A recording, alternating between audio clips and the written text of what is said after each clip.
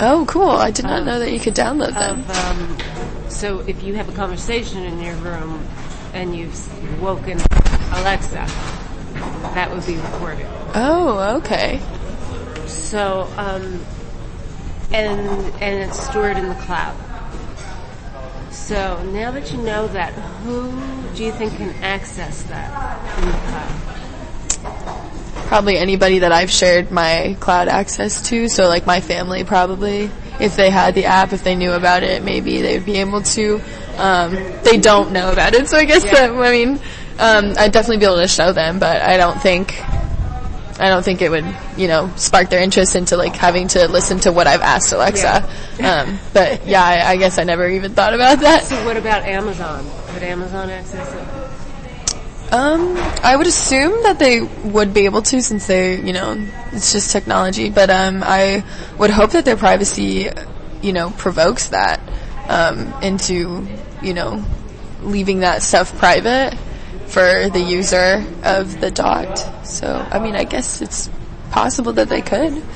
So, who do you think owns that data? Probably just Amazon as a company, or whoever the team for that made Alexa or the software for that was able to record your stuff, I would assume. Why do you think they save it? I'm not sure. It makes me feel like it's kind of like a just in case. So like when you have like cameras in restaurants and stuff, it's constantly recording, but 99% of the time nothing's happening. Right. So it just kind of records it and then it'll overplay it, until you want to go back and look at it. So I would assume it's something similar to that, to where you have conversations, and if you know about that cool feature, you can go back and, access it. If you were like, oh, I asked Alexa this question the other day, so I don't have to ask her again, I can just go back and see what exactly she said. So. And then, do you think that data could be used in a criminal investigation? I definitely think it could, if it were, if people found out that was something that was a feature, if it was like some important conversation going on that was classified and you knew that it was recording, definitely people who would want to know about that conversation would try and tap into that for sure. And do you think they have a right to tap into it? I don't think they do, just because it's not, I'm assuming the people who want to find out about that conversation were not originally in it, and that's not their dot. So I would say no, just because, like all this stuff with Apple, I saw an article I feel like it was a couple months ago, where some criminal's phone was found and it was locked, but the criminal was not there anymore and they had passed already, and so there was no way to get into the phone unless Apple created a software that would be able to unlock it. But they mentioned that if they were to create that software to unlock that particular phone, they would have to create it to unlock everyone's phone, and that would be kind of a breaking of privacy. So they chose not to do it. And so I agree with that. I think that was a good move on Apple's part, and I would say that this is a pretty similar situation. Mm-hmm. Yeah, that was the case of the San Bernardino shooters. Yes, the San Bernardino shooters. Okay, so just turn the page here. Oh, have you deleted any of the data in the dot? I didn't even know it was recorded, so no, I have not touched it. So, do you use any wearable technology, like an Apple Watch? Yeah. No, I don't. Or Fitbit? No? Okay. You've already told me pretty much how you use it, right? You use it to play music, so you've connected it to your my Pandora. Have you connected it to any actual hardware, like a laptop? Yeah, or I don't think or so. like a speaker. I don't think so. No, I don't have any speakers, so I definitely did not connect it to. It might be connected to my laptop. I don't usually open up Pandora on my laptop. It might be, but I'm not sure. Okay. Can the dot do what you expected it to be able to do? Yeah. Asking it what day it is or what time it is, or set a reminder for me. Those were kind of the things that are pretty nice to have. I guess I intended for it to be a speaker, so plugging in an aux cord, but it didn't work for me. I'm not sure if it was not intended to, but that would be the only thing that I was like a little bit like, that sucks, like it's not an actual speaker. And then I guess, let me see. Oh, and then not being able to bring it places was also another flaw I saw. So are there so things you would like it to do? One is have a battery and be portable. Have you written any skills? I have not. I don't know anything about coding. I can't do that. Okay. No, I haven't. And you mentioned the one person who wrote the Tucker House skill. Do you know any other people who've written skill? I think another CA, Steven, helped out with that, but I'm not sure how much of the coding he actually did. So no, I don't know. Okay.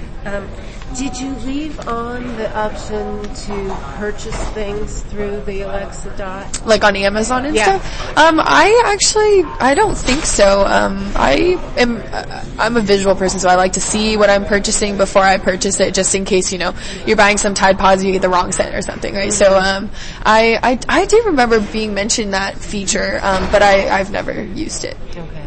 So I believe you have to actually go into the app and turn it off. To be able to purchase the... Yeah, to turn it off so that people cannot purchase. Oh, through the Dot. Your Amazon account. Oh. Using the Dot. Okay. Yeah. Okay. I feel like not a lot of people know about that feature, so... Yeah.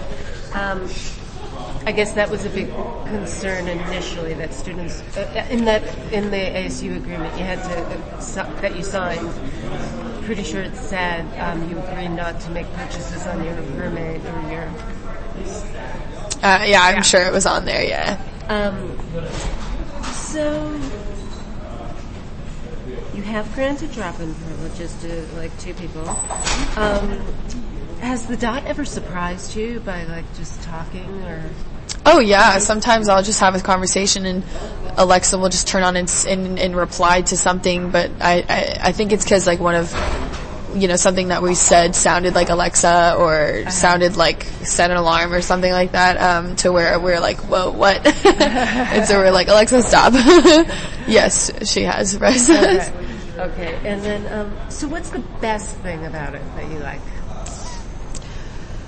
I like that it's hands-free, and it's pretty similar to Siri, so I like that if I'm listening to music, I can just say, Alexa, volume 6 or something. I really like that. And then being able to still be kind of sleeping, I can just say, like, Alexa, set a timer for me for 10 minutes, or set an alarm for me tomorrow morning at this time, and then she'll also clarify to make sure that she knows, like, 12 a.m. or p.m. Mm-hmm. And so I like that it's hands-free. That's really nice. And then just be able to shout across the room and you're like, Alexa, I think that's probably my favorite part is that it's hands-free. And the worst thing? Not being able to bring it places and I guess like when I got it, I initially thought it was going to be a speaker. Like I could plug in my phone and it could just play whatever I would be originally playing out of my phone. So that was kind of sad when I figured out that it wasn't a speaker. So I guess that or not being portable. Okay.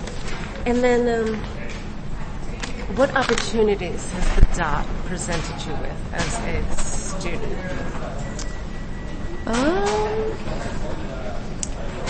I think it definitely can help with you being more organized and stuff, set a timer and then you don't have to remember to do that, or if you don't have hands, you're washing dishes or something, you'd be like, set a timer for this, or like remind me tomorrow that I have this, or drop in on so-and-so. Definitely helped me be more organized, and I think a lot of other things helped me with that too. So like I got a new app this year, a new little calendar to-do list app, which is what I just put to pick up the thing tomorrow, right? So those things have helped me be more organized, so I definitely think that organization is one of the biggest opportunities that I've been given. So you use the new app that you got, though? You don't use Alexa? I'll use that. I'll use hers sometimes. The app that I have is like a physical thing, so I can have it on my phone, I have it on my laptop, my iPad, so I can physically check off something. But if I'm in my room and I want to take a nap or something, and I'm there with Alexa, then I can just say, like, set a timer for me. But if I'm not there, like that checklist, I won't be able to check it off if I'm not in my room, right? So. Okay. And then, let's see. Oh, does having the Dot present any threats or unwanted consequences? I don't think so. I mean, unless you have someone who has your drop in information and they're constantly having you, but you can